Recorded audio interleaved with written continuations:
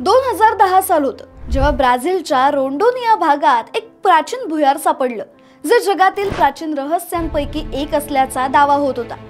या भुयारात मोठ्या आकाराच्या खुणा, लांबलचक भुयारी मार्ग आणि वेगवेगळ्या खोल्या होत्या। पण त्याहून धक्कादायक गोष्ट तेव्हा समोर आली जेव्हा शास्त्रज्ञांनी या भुयारांवर संशोधन केलं।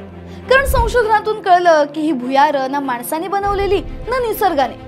मग ब्राझील आणि अर्जेंटिनातील जमिनीखाली हे भुयारांचं रहस्यमय नेटवर्क बनवलं कोणी, जाणून घेऊया या व्हिडिओच्या माध्यमातून। पण त्याआधी गाजावाजाला सबस्क्राइब करा आणि नवनवीन अपडेट्ससाठी बेल आयकॉन क्लिक करायला विसरू नका।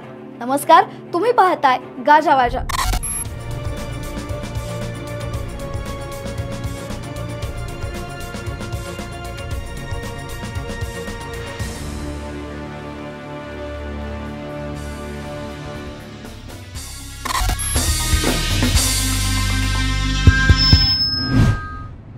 ब्राझीलच्या दक्षिणेकडच्या रिओ ग्रांडे दो सुल आणि सांता कॅटरिना भागात शेतकरी आणि बांधकाम करणाऱ्या लोकांना नेहमीच काहीतरी विचित्र गोष्टी सापडतात। एकदा एका शेतकऱ्याचा ट्रॅक्टर जमिनीत खड्ड्यात पडला आणि तिथे त्याला एक मोठं भुयार सापडलं, जे जवळपास 2 मीटर उंच, 2 मीटर रुंद आणि 15 मीटर लांब होतं।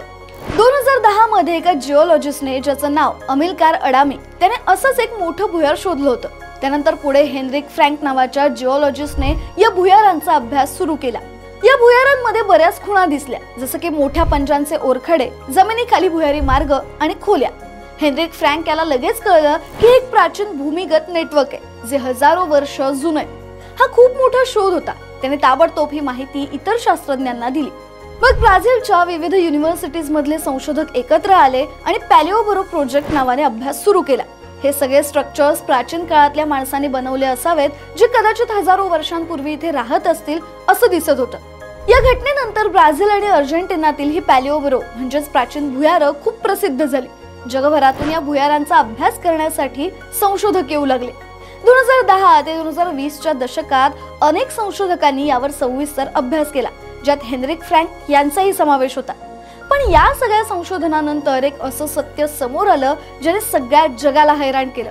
हेनरिक फ्रँक यांच्या मते ही भुयारं सुमारे 10,000 वर्ष जुनी होती, जी प्लिस्टोसिन युगात जमिनीखाली खोदली गेली होती।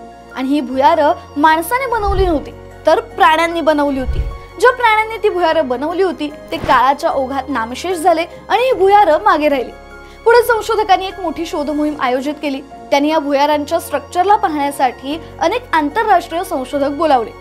जेव्हा त्यांनी या सगळ्या स्ट्रक्चर्सचा सविस्तरपणे अभ्यास केला, तेव्हा एक गोष्ट समोर आली की ब्राझील आणि अर्जेंटिनात सापडलेली ही भुयारं विशाल ग्राउंड स्लॉथ नावाच्या प्राण्यांनी तयार केली होती। हे स्लॉथ आणि काही मोठे आर्माडिलो त्या काळात दक्षिण अमेरिकेत फिरायचे।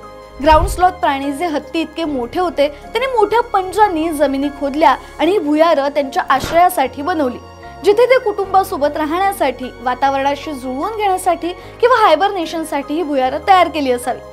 हे तेव्हा सतत सुरू असेल, म्हणून या भागात अशी हजारो भुयार आहेत असं संशोधनातून समोर आलं। या गोष्टीबद्दल तुम्हाला काय वाटतं, आम्हाला कमेंट करून नक्की सांगा। आणि अशाच इंटरेस्टिंग गोष्टी जाणून घेण्यासाठी गाजावाजाला लाईक, शेअर, फॉलो आणि सबस्क्राइब करायला विसरू नका।